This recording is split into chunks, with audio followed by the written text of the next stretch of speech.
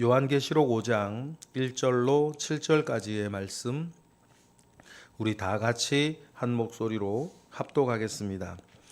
내가 보매 보좌에 앉으신 이의 오른손에 두루마리가 있으니 안팎으로 썼고 7인으로 봉하였더라. 또 보매 힘이 있는 천사가 큰 음성으로 외치기를 누가 그 두루마리를 펴며 그 인을 떼기에 합당하냐 하니 하늘 위에나 땅 위에나 땅 아래에 능히 그 두루마리를 펴거나 보거나 할 자가 없더라.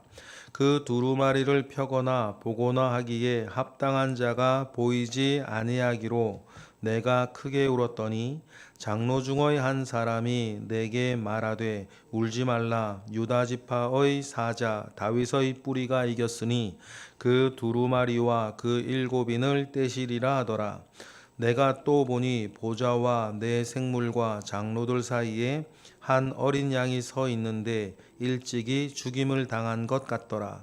그에게 7뿔과 7눈이 있으니 이 눈들은 온 땅에 보내심을 받은 하나님의 7영이더라. 그 어린 양이 나와 보좌에 앉으신 이의 오른손에서 두루마리를 취하시니라. 아멘.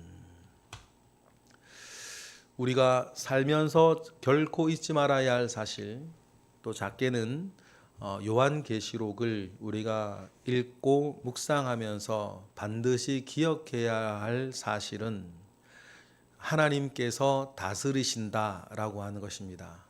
여러분 꼭 기억하시기를 바랍니다.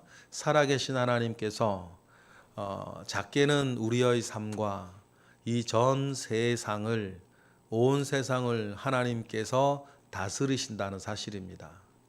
하나님께서 모든 것을 다스리고 계신다는 사실 속에서 우리는 우리의 삶을, 우리의 모든 것을 그분께 맡기고 믿음 가운데 살아가는 은혜들이 있기를 바랍니다.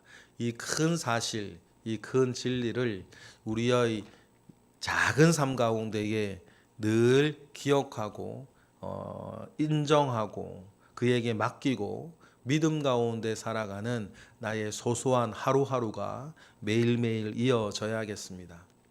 지금 하늘의 모습, 3층 천 위에 하늘의 모습을 사도 요한이 최초로 보고 그의 눈에 처음으로 보인 게 보좌였다. 이 보좌가 상징하는 바가 바로 그것입니다. 하나님께서 이 세상을 다스리시는구나. 나의 개인 삶뿐 아니라 이 세계 전체를 로마 황제가 다스리는 줄 알았는데 그게 아니고 하늘의 보좌 위에서 이 모든 것을 다스리시는 이가 계신다. 그 사실을 사도 요한은 보고 감격합니다.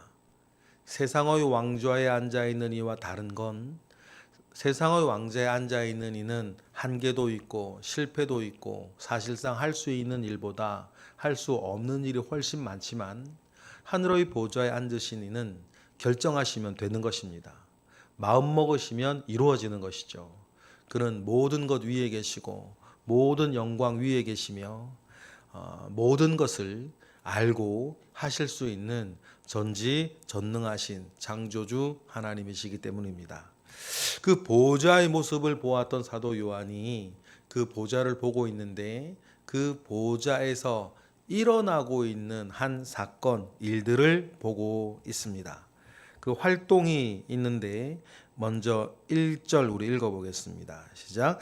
내가 보매 보좌에 앉으신 이의 오른손에 두루마리가 있으니 안팎으로 썼고 7인으로 봉하였더라 되어 있습니다. 보좌에 앉으신 이를 보니까 하나님이시죠. 창조주 하나님께서 보좌에 앉아 계시는데 그래서 그 모든 영광을 받으시기에 합당하신 이가 그 모든 영광을 받고 계실 그때 그의 오른손에 두루마기, 우리가 여러분 사극에서 보셨던 그 두루마기가 있는데 그 두루마기에 안팎으로 글이 쓰여져 있습니다. 새겨져 있는 것이죠. 그때 근데 그 두루마리를 7개의 인으로 봉하여져 있었다는 것입니다. 두루마리가 길게 이렇게 있으면 아무나 그 두루마리를 열어보지 못하도록 이제 7인으로 이렇게 봉해져 있었다. 이게 도장을 딱 이제 우리가 인비 처리하는 그런 것처럼 이렇게 본토 도장이 찍어 있었다는 거죠. 그리고는 힘 있는 천사라 그랬습니다.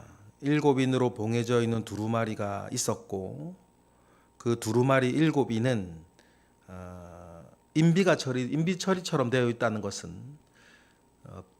자격 있는 사람, 이 내용을 감당하거나 수행하거나 이 모든 내용을 처리하도록 권한을 위임받은 사람만이 개봉을 할 수 있는 것인데 그 자격 있는 사람이 누구인가? 힘 있는 천사가 이제 외치는 것입니다. 2절입니다. 시작. 또 봄에 힘 있는 천사가 큰 음성으로 외치기를 누가 그 두루마리를 펴며 그 인을 떼기에 합당하냐라고 이제 막 큰 소리로 외치는 거죠. 이 말의 의미는 없다는 뜻이에요.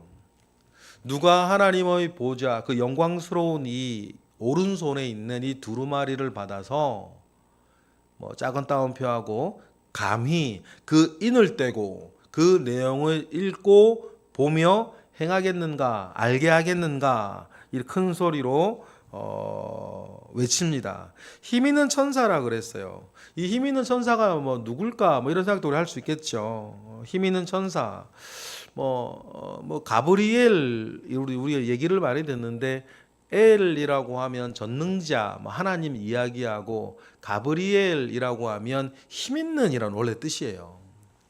그러니까 가브리엘 천사 우리 얘기할 때 가브리엘이라고 하면 원래 말 단어 자체가 힘 있는 천사라고 하는 뜻입니다. 그리고 하나님의 여러 뜻들을 메신저가 되어서 사람들에게 전하여 주는 역할들을 가브리엘 천사가 하고 있었다는 것을 우리는 성경에서 많이 알 수 있어요. 그래서 쉬운 예로 마리아에게 다가와 예수 그리스도의 수태 소식을 알려준 이도 하나님의 힘 있는 천사 가브리엘이었다는 것을 우리가 알 수 있습니다. 그러니 그 하나님의 뜻을 늘 알려주던 이 가브리엘 천사가 하나님의 뜻이 적혀져 있는 보좌에 앉으신 이의 뜻, 그가 뜻을 정하시면 여러분 그것은 일어나는 일이고 그가 뜻을 세우시면 그 일은 되어지는 일입니다. 그래서 우리가 장차 될 일이라 그랬던 거죠. 장차 될 일을 누가 펴서 읽겠는가라고 그 소식을 전하고 있습니다. 힘 있는 천사예요. 그런데 아까 말씀드렸던 것처럼 누가 그 두루마리를 펴며 그 인을 떼기에 합당하냐라고 질문하는 것은 그럴 만한 위인과 그럴 만한 존재와 그럴 만한 자격 있는 자가 없다는 뜻이죠. 3절을 우리 읽어보겠습니다. 시작. 하늘 위에나 땅 위에나 땅 아래에 능히 그 두루마리를 펴거나 복원할 자가 없다는 것이에요. 누가 하나님 앞에 서겠습니까? 누가 하나님 아버지 앞에 내가 그로다라고 나설 수 있겠어요?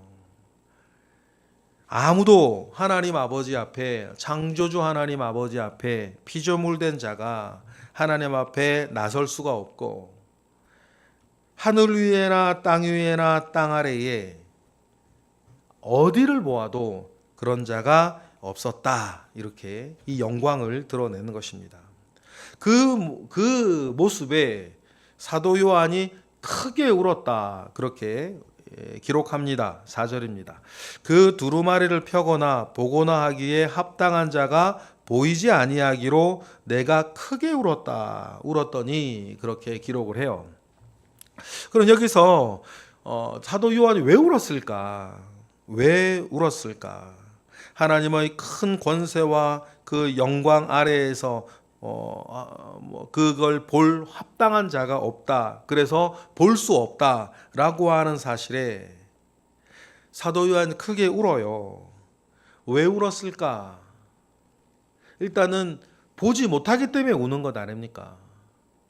보지 못하기 때문에 울어요. 그러면 여러분 보지 못하기 때문에 궁금해서 울었을까요? 그런 건 아니겠죠. 왜 울었을까? 여러분, 우리가 생각해 보면 사도 요한의 처지와 그가 생각하는 교회가 지금 너무 힘들기 때문이에요. 사도 요한은 그 보좌의 의미를 알고 있습니다. 이 보좌의 의미, 제가 모두에 말씀드렸던 것처럼 보좌의 의미를 누구보다도 잘 알고 있는 사람이 사도 요한이에요. 그런데 여러분, 사도 요한은 개인적으로도 지금 반모 섬에 유배당해 있습니다. 그는 90세 이상을 지금까지 살아오면서 베드로를 비롯한 바울을 비롯한 수많은 주의 사도들이 목숨을 잃었던 것을 알아요.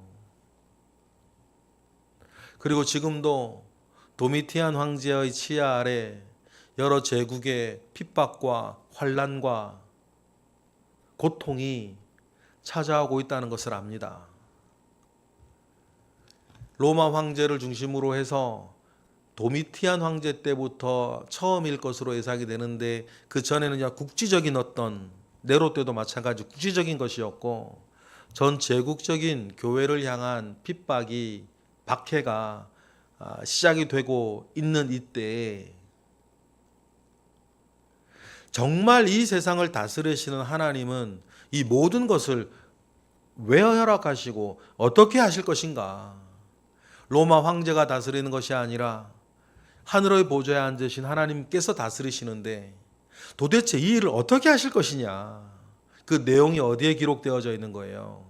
7인으로 봉인된 두루마리에 기록되어져 있는 것입니다. 그러니 사도 요한은 개인으로 생각하여도 너무너무 고통스럽고 힘들고 이 처참한 현실 속에서 또 교회를 생각하고 전 세계를 생각할 때에도 이 악하고 이 모진 이 세상, 이 타락하고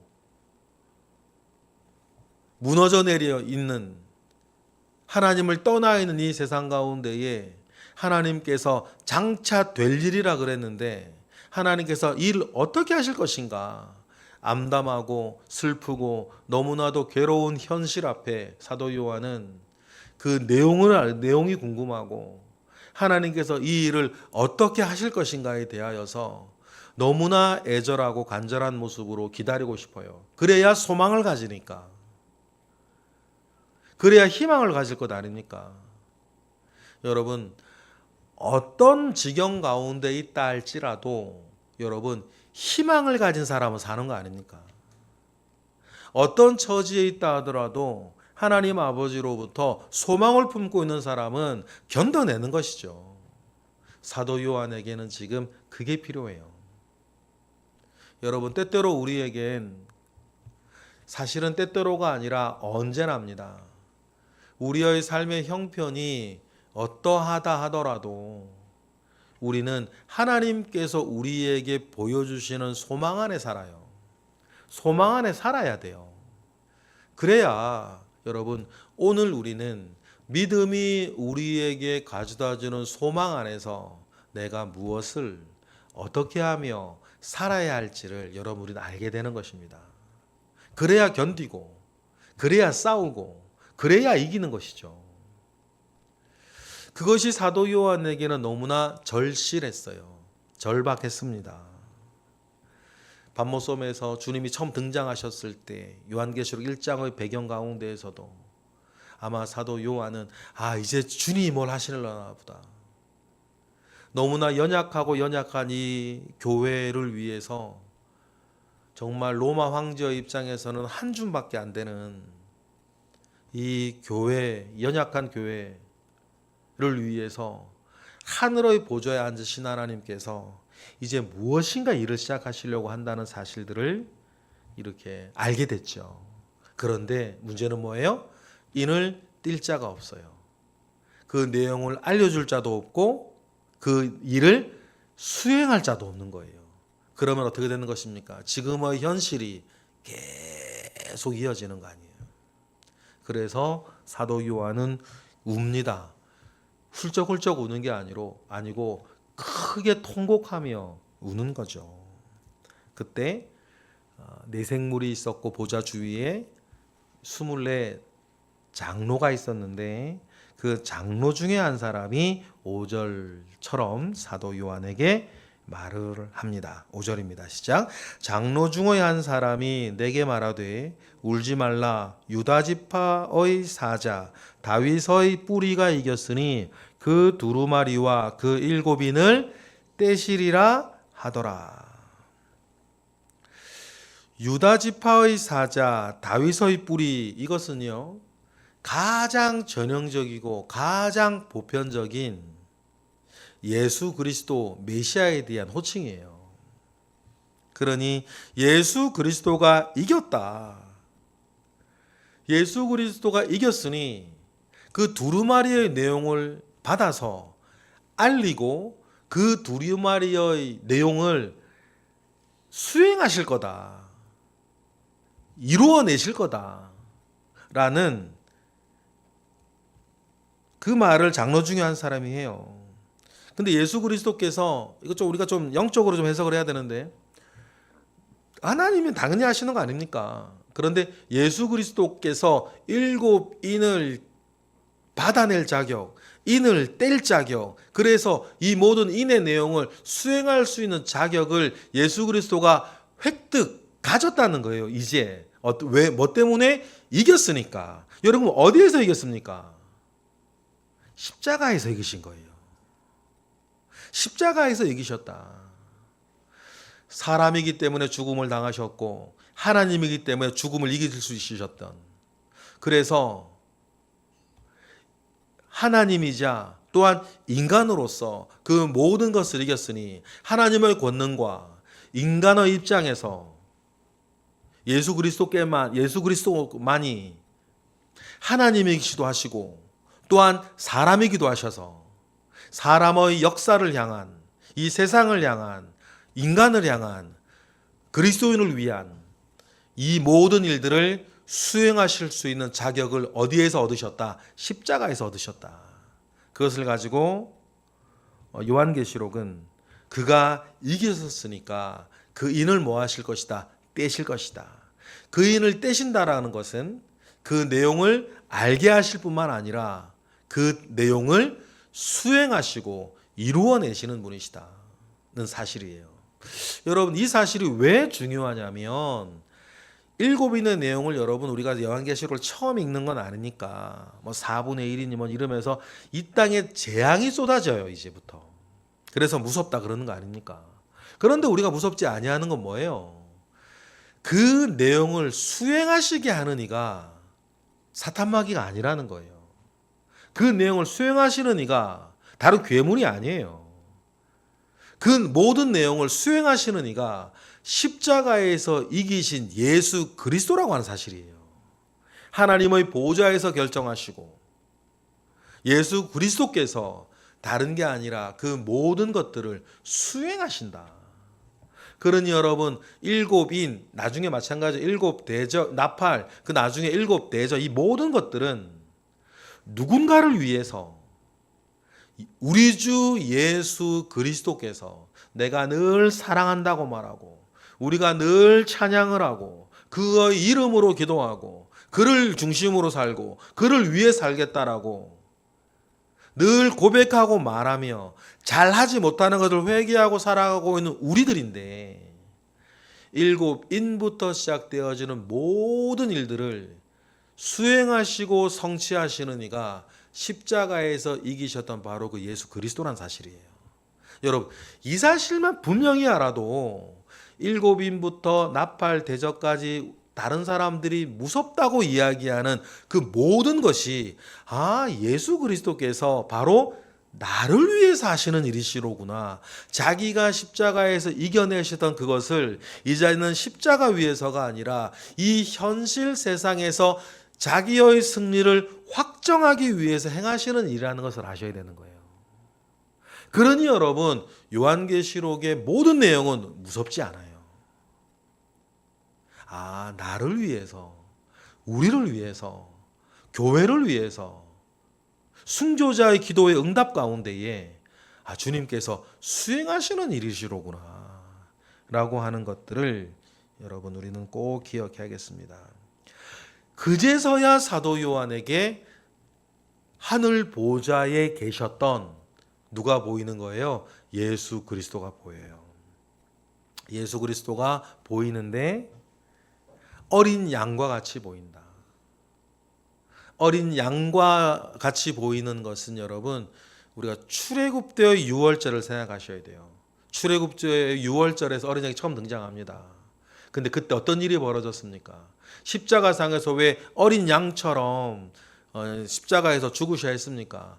출애굽 때 어린 양이 가지는 의미가 있는 것 아닙니까? 십자가 예수 그리스도께서 죄와 사망의 법에서 우리를 해방시키신 십자가이신 것처럼 어린 양이 최초의 이스라엘 역사에 등장했던 거, 실제적으로 등장했던 거, 여러분 이 세상의 권세, 애굽의 권세에서 비참한 노예로 살아가던 그 이스라엘을 해방시키기 위해서 출애굽시키기 위해 사용되어졌던 대속의 죽음.